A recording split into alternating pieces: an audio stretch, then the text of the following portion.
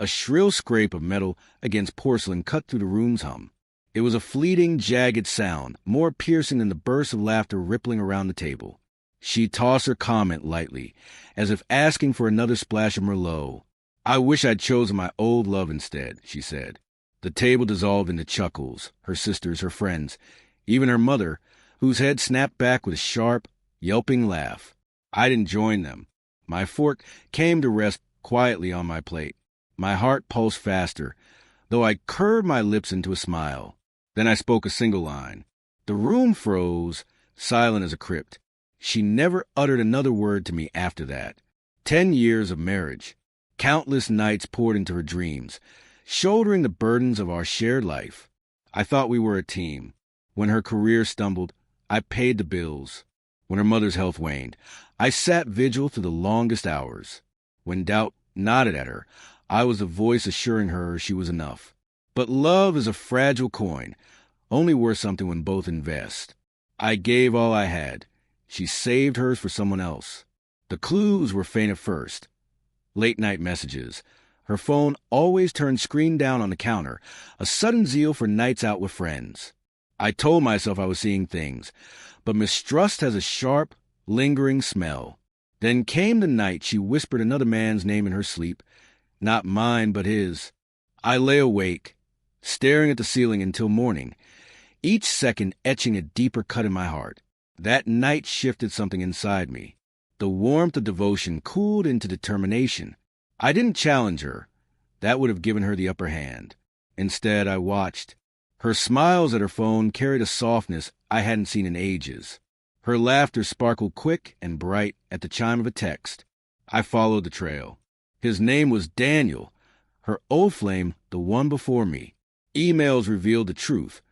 A hidden cloud folder stuffed with pictures confirmed it. She wasn't just remembering. She was living a double life with him. At that dinner, her remark wasn't a slip. It was a cloaked admission dressed in jest, probing for my reaction. I didn't give her anger. Anger is sloppy. It leaves marks. I chose precision first. I safeguarded my money. I funneled my income into a secret account she didn't know existed. The house was mine alone, and I made sure it stayed that way. She thought marriage meant shared property. She never read the fine print.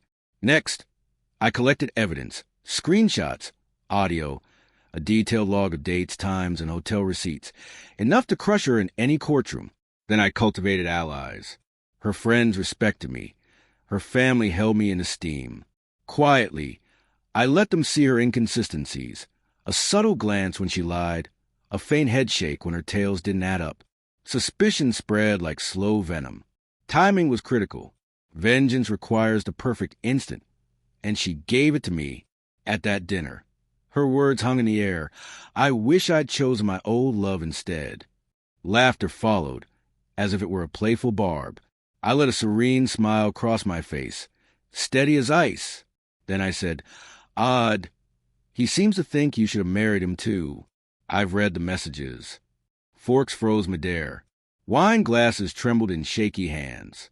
Her face blanched as if life itself had drained from her. I kept my voice level. The silence amplified my words. Her mother's jaw dropped. Her sister's laughter died in her throat, eyes locked on her, not me. For once, I wasn't the one laid bare. She faltered. "What are you talking about?"